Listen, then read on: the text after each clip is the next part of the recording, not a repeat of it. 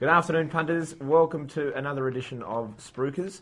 Spring is already taking a hefty toll, and we're not even at the Cox Plate. We've had 3 meetings, including 2 at Caulfield and 1 yesterday at Geelong. A big shout out to everyone at Geelong for hosting us yesterday, Johnny Dunn and the crowd down there. Yeah, it was a wonderful day, wasn't it? It was, and the chairman's daughter and her friends. Yes, hot. Yeah, amazing. Thanks very much for coming. Yeah. And thanks for having us. We're going to talk about the Cox Plate today, and it's the race that perhaps we didn't envisage in terms of its personnel. Yeah, probably. It still has an element of intrigue, as always, but we're going to be looking at a number of horses who we probably didn't even think would get a start, let alone be under $10 and perhaps be some of the fancied runners this week. But the 2 top females, Jake, Princess Cope and Samantha Miss. Is that where the majority of the money is going to go this Saturday? I think Princess Cope will be hardest to beat. I think she's probably the best weight for age horse in the field, but wouldn't it be sensational to see the 3-year-old filly win? Yeah, obviously hasn't been done since Surround, and much has been made of that in the press. They said that Surround was a pretty special filly, obviously was. Yeah. Is Samantha Miss in that category, do you think? It's hard to say. She's only had 9 starts. I mean, obviously she's a 3-year-old filly, so that's not surprising. But look, I think at the weights she can win. I'd probably be surprised. I don't know, because she's only raced against 3-year-old fillies. It's difficult to say.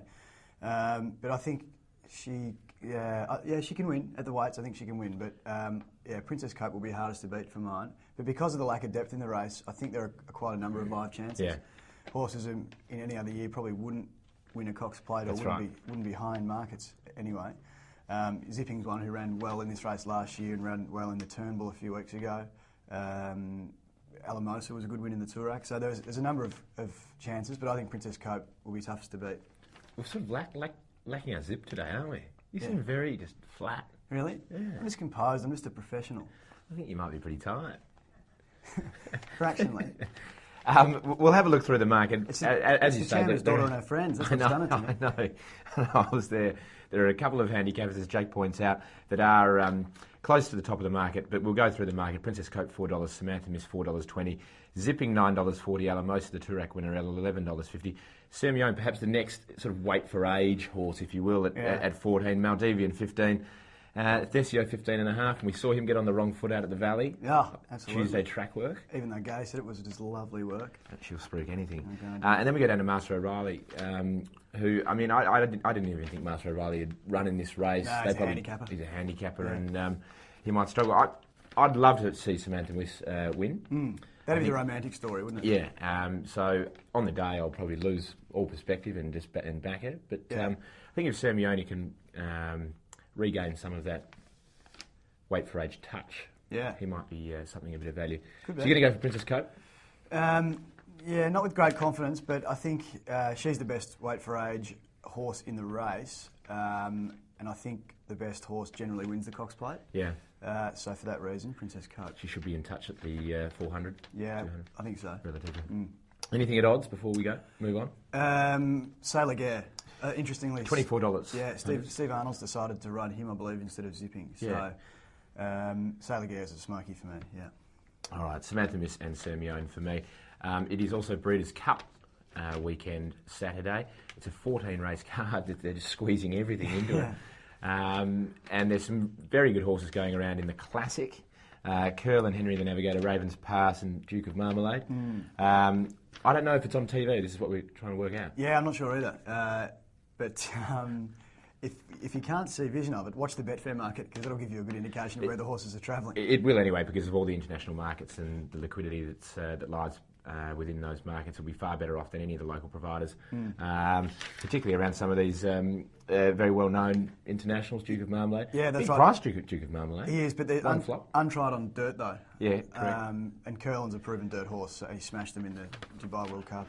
For those that were interested, $3.35 Curlin, Henry the Navigator, $8.40, Ravens Pass, $8.80, Casino Drive, $9.20, and the Duke, $10.50.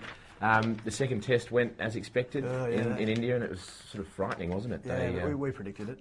We did, as did most good judges. Yeah, most other good judges as well. Yeah. The third test, the Aussies are still way unders. It would seem for a team that is going to find it really hard to bowl them out twice.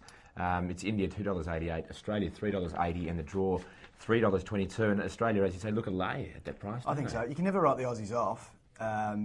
If you could write them off, though, surely the time is now. Yeah, you're probably possibly right. The attack is just so toothless, and it was a bit embarrassing, that little spat between Bingley and What do you think that was about? Tricky Ponting. Well, the fact that Bingley wasn't getting a bowl probably had a fair bit to do with it. I reckon there's some underlying bit of subtext there. There's plenty of subtext around Brett Lee at the moment, isn't there? I'm glad to see Sean Marsh is going over there to join the squad. I think that'll bolster the batting a little bit, but it's probably not really the batting that's... Although the second innings display was fairly ordinary in Mahali. Yeah. The bowling, I just don't know how Australia can get 20 wickets again. I don't think they will. The series market, India, $1.34, Australia, $14.50, and the draw, $5.10. Some good penmanship there. Yeah. Anything else of interest? Plenty, but we haven't got enough time. Love to. I wonder if Glenn Boss is going to have a bucket of KFC on Saturday night. He's been wasting away. He's going to get down to 47.5 kilograms. Like you and I a few hours ago. Well, I reckon that bucket would weigh more than Glenn Boss. Yeah, you're probably right. And it's on my bottom at the moment and my hips. Thanks for joining us, punters. Good luck this weekend. Happy punting. We'll see you again next week. Cheers.